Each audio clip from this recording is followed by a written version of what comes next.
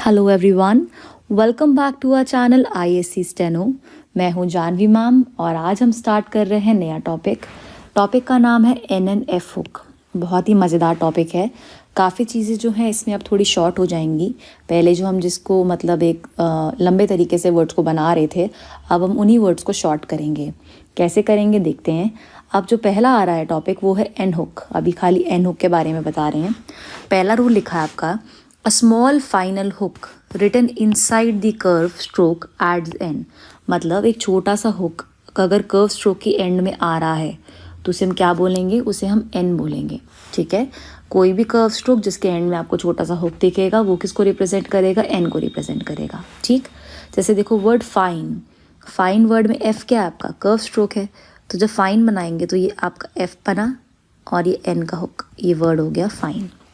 इसको थोड़ा बेहतर तरीके से बना देती हूँ मैं ऐसे, ये एफ और ये एन का हुक, ये वर्ड हो गया फाइन। तो अब एंड में क्या है, जो एन आ रहा है वो रिप्रेजेंट किससे हो रहा है, हुक से रिप्रेजेंट हो रहा है।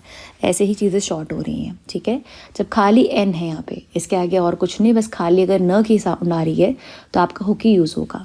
एक और वर्ड देखो, ऑफेन, फेन, फ और न, तो ओ फ और ये न, ये वर्ड हो गया हमारा ऑफेन। ठीक है, इसी तरीके से नेक्स्ट है माइन। एम भी कर्व है बनाने में, तो ये एम और ये एन और आई का डिप्थोंग, ये वर्ड हो गया हमारा माइन। ठीक है, अगला देखो than, the N, T H और एन, ए का डॉट, ये वर्ड हो गया दैन। फिर नेक्स्ट वर्ड आ रहा है मीन, म ई और न, थर्ड प्लेस है, एम और ये एन का हुक और ई का डॉट, ये वर्ड हो गया हमारा मीन। इसी से रिलेटेड वर्ड अगला है रीमेन, सेकंड प्लेस वाला आ रहा है रीमेन, तो आर के बाद ई का डॉट और म के बाद ए का हैवी डॉट, ये वर्ड हो गया रिमेन। काफ़ी इजी है, बस एंड में क्या है, हुक ऐड हो रहा है। नाइन, तो एन और ये एन, ये वर्ड हो गया नाइन, आई का डिप्थोंग लग गया। ठीक है, फिर है शोन में एस एच और एन का हुक, ये वर्ड हो गया हमारा शोन। अंदर की तरफ बन रहा है, जैसे हमने किया था ना एस सर्कल अंदर की तरफ बनता है, वैसा ही सेम है। लोन, एल और ये अंदर की तरफ एन, ये वर्ड हो गया लोन। आई होप यहाँ तक आपको समझ आ गया है कि जितने भी कर्व स्ट्रोक आएंगे उसमें क्या है, हुक अंदर की तरफ बनेगा। ठीक है, अब आगे देखते हैं बी पार्ट में क्या दिया है। With straight strokes N hook is written in clockwise motion. जो आपके जितने भी सीधे स्ट्रोक आते हैं उसमें क्या होता है, आपका जो है ये क्लॉकवाइज मोशन में चलता है। क्लॉकवाइज मोशन मतलब इस मोशन में, इस डायरेक्शन में। ठीक है, ये क्लॉकवाइज होता है। अगर एंटी क्लॉक का होंगी तो नीचे से ऊपर हो जाएगा। ठीक है, अभी क्लॉक का है तो इस डायरेक्शन में चलेगा। जैसे पहला वर्ड है पेन, तो पी तो स्ट्रेट स्ट्रोक है, तो पी और ये एन, ये वर्ड हो गया पेन। नेक्स्ट वर्ड आ रहा है पेन, प ए और न, तो पी और ये क्लॉकवाइज में एन का हुक, ये वर्ड हो गया पेन।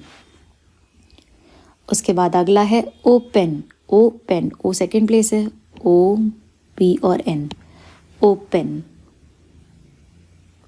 फिर उसके बाद है प्लान में पी एल का हुक और ये एन का ऐसे, ये वर्ड हो गया प्लान।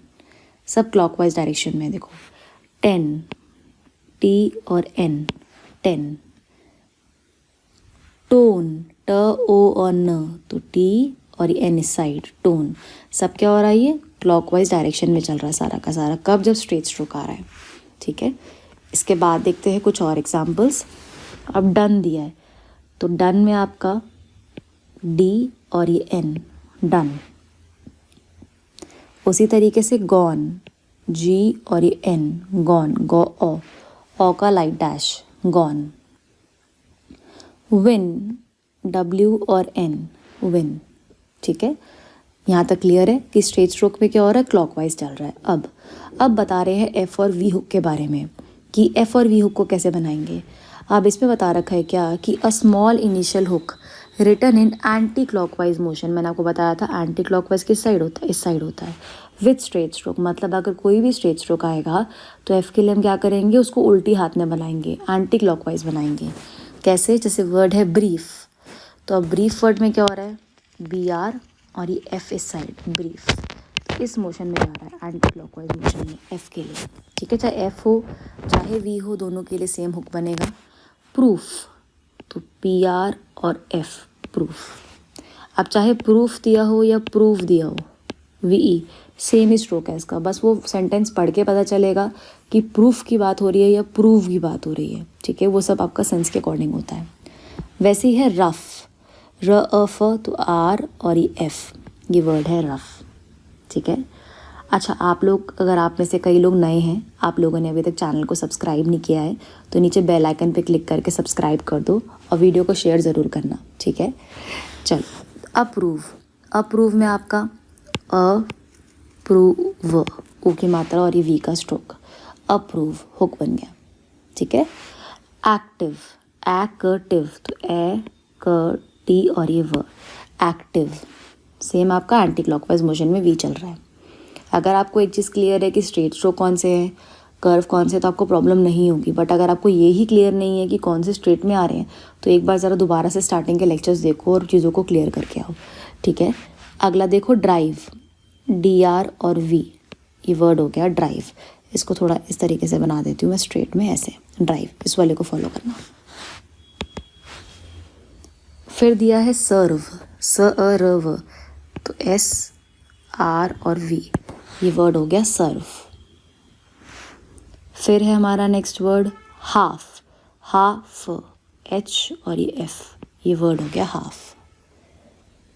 और लास्ट वर्ड दिया है इसमें अचीव, ची और व, अचीव, ठीक है। तो क्या हुआ, अगर आपका स्ट्रेट स्ट्रोक आ रहा है और F और V हुक के बारे में बताना है, तो ये हमेशा ही एंटी क्लॉकवाइज मोशन में चलता है, उल्टा चलता है, ठीक है।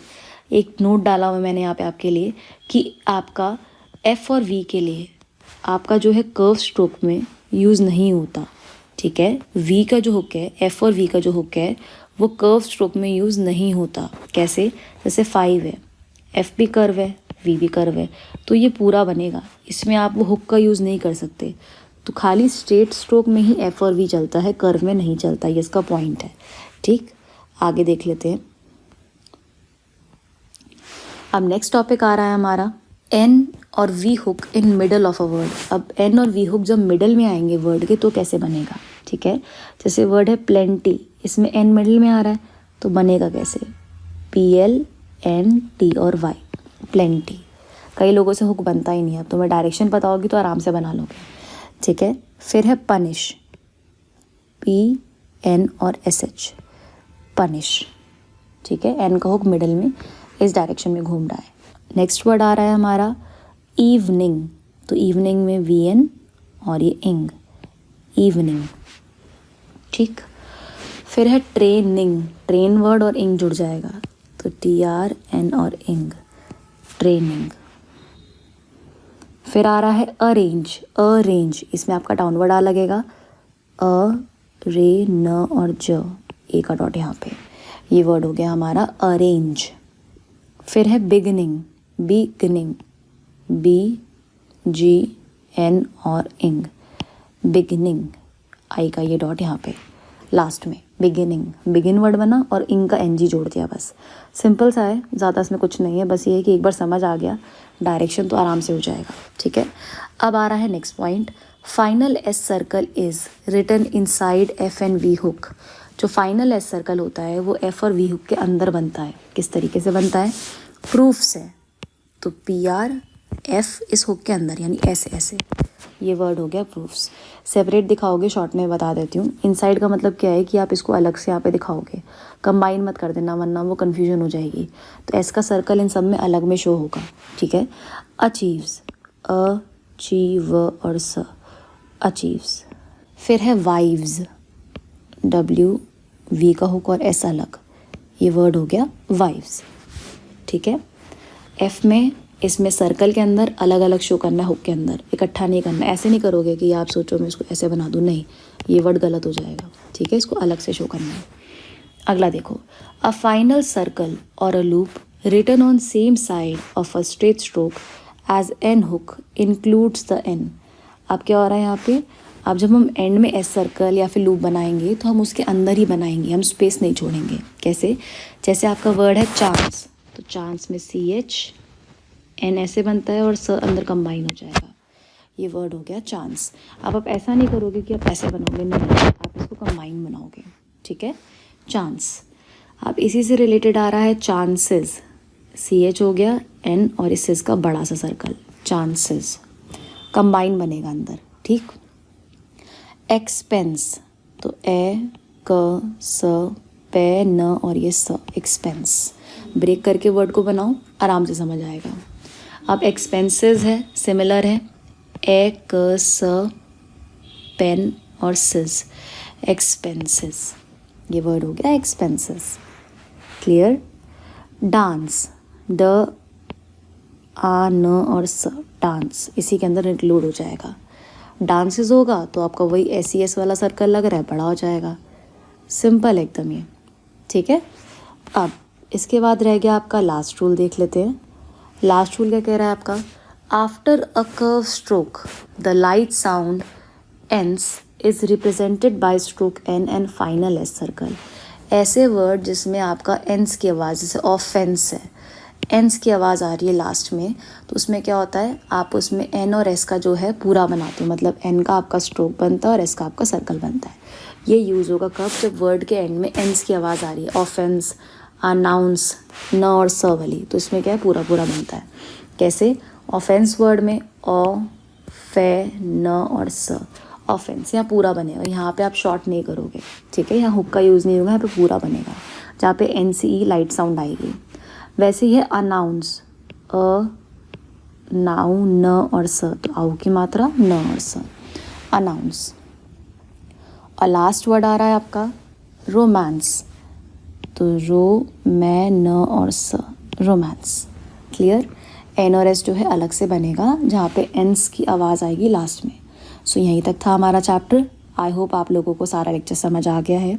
कोई भी डाउट अगर होता है तो हमें टेलीग्राम पे मैसेज कर सकते हो आप लोग, ISC स्टेनो नेम है चैनल का।